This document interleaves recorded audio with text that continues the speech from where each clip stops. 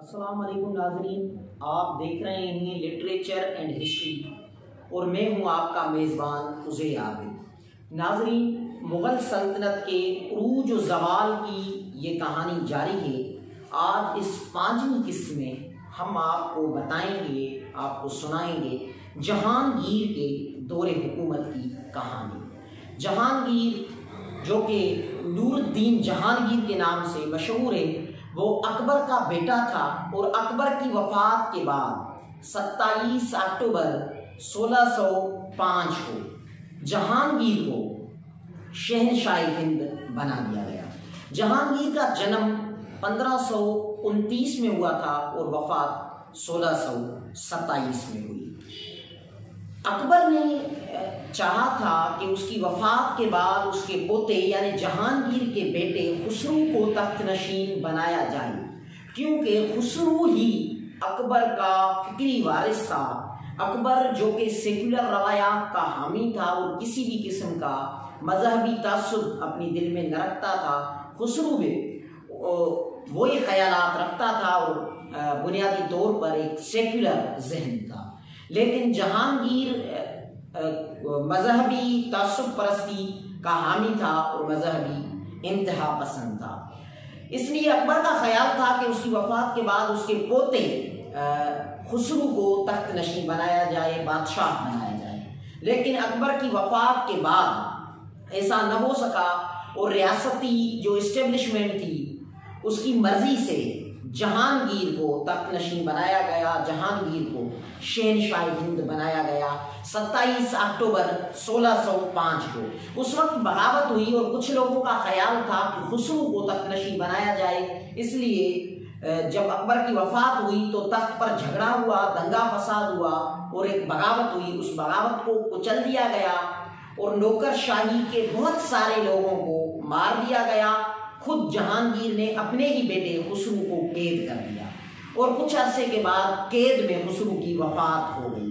کچھ مورخوں کا خیال ہے کہ جہانگیر نے ہی اپنے بیٹے خسرو کو قید میں قتل کرایا تھا، لیکن کچھ لوگ اور کچھ تاریخ دان کہتے ہیں کہ نہیں، خسرو طبعی موت ہی مرا تھا۔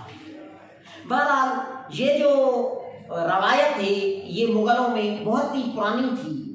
مغل طاقت کے پجاری تھے اور انہوں نے تخت کے حصول کے لیے، طاقت کے حصول کے لیے اپنے بیٹوں کو قتل کر دیا، اپنے باپ کو قتل کر دیا، بھائیوں کو قتل کر دیا، اور یہ روایت بہت عرصے سے چلی آ رہی تھی۔ اور خاص طور پر اورنگزیب کے بعد، اور اورنگزیب نے اپنے 3 بھائیوں کو قتل کر دیا اور اپنے باپ شاہ جہاں کو قید کر دیا تھا۔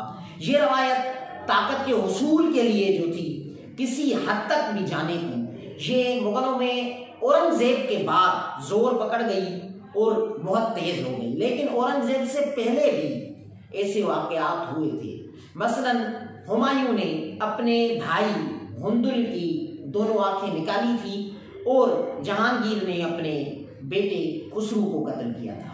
لیکن اورنگزیب نے اس روایت کو بہت زیادہ تیز کر دیا اور خاص طور پر مذہبی انتہا پسندی کو بھی تیز کر دیا، جس وجہ سے 1857 میں مغل سلطنت کا زوال ہو گیا اور یہ سلطنت کمزور ہو گئی۔ اکبر کے دور میں ہی جو مذہبی عناصر تھے، خاص طور پر شیخ احمد سرہندی نے اپنی جو خیالات تھے ان خیالوں کو ریاست میں مداخلت کی اور ریاست میں عمل دخل دینا شروع کر دیا۔ لیکن اکبر جو کہ بہت ہی اعلیٰ ذہن تھا اور دانشور قسم کا آدمی تھا، اس نے یہ ساری جو حرکتیں تھی مذہبی تعصب پسند لوگوں کی ان کو ختم کر دیا تھا، ان سے جھگڑا کر کے ان کو کچل دیا تھا۔ لیکن جہانگیر کے دور میں یہ روایت طاقتور ہو گئی اور ریاست میں بادشاہت کے اور حکومت کے جو فیصلے تھے ان میں مذہبی لوگوں نے اپنی دخل اندازی شروع کر دی، خاص طور پر شیخ احمد سرہندی نے۔ اور ڈاکٹر مبارک علی نے اپنی کتاب علماء صوفیز علماء اینڈ انٹلیکچوئلز میں لکھا ہے کہ شیخ احمد سرہندی کو کوئی بھی نہیں جانتا تھا، وہ بہت پاپولر نہ تھا، لیکن اس نے ایک خط لکھا تھا، وہ خط پاپولر ہو گیا، اس وجہ سے احمد سرہندی کو جہانگیر نے قید کر دیا تھا۔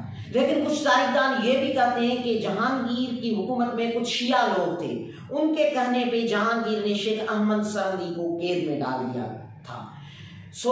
جب شیخ احمد سرہندی کو قید کر دیا گیا تو مذہبی عناصر ختم ہو گئے، لیکن مغل سلطنت کے جو عروج کا دور تھا، جو اپنی پیک پر تھا، جس کو ہم خوشحالی کا دور کہہ سکتے ہیں، وہ اکبر کا دور تھا، اور جہانگیر کے دور سے مغلوں کا زوال شروع ہو گیا اور زوال ہونا شروع ہو گیا۔ جہانگیر کے دور میں ہندو مسلم تضاد پھر سے ابھرنے لگا اور پھر سے ہندو مسلم سوالات جو تھے وہ زور پکڑنے لگے اور مذہبی انتہا پسندی بڑھنے لگی۔ یہی کچھ اہم واقعات تھے، یہی دور تھا جہانگیر کا۔ اس سیریز میں ہم آپ کو انٹروڈکشن دیتے ہیں مغل سلطنت کے مختلف جو حاکم تھے ان کے بارے میں، اور ہمارا جو مین سورس ہے وہ ایاز علی کا سندھی میں لکھا ہوا ایک تحقیقی کتاب، ریسرچ بیسڈ کتاب پاکستان جو بنیاد ہے، کیونکہ ہم چاہتے ہیں کہ اس سیریز میں ہم آپ کو انٹروڈکشن دیں، تفصیلات میں نہ جائیں، اس لیے ایاز علی نے جس طریقے سے وہ لکھا ہے اپنے کتاب میں انٹروڈکشن کے لحاظ سے وہ بہت ہی ایک اچھے نمونے میں لکھا ہوا ہے، اس وجہ سے ہم سمجھ سکتے ہیں، لیکن کچھ باتیں ہیں جو خاص طور پر ہم ڈاکٹر مبارک علی کی کتابوں میں سے بھی استفادہ کرتے ہیں۔ اگلے ویڈیو میں ہم آپ کو سنائیں گے شاہ جہاں کے دور حکومت۔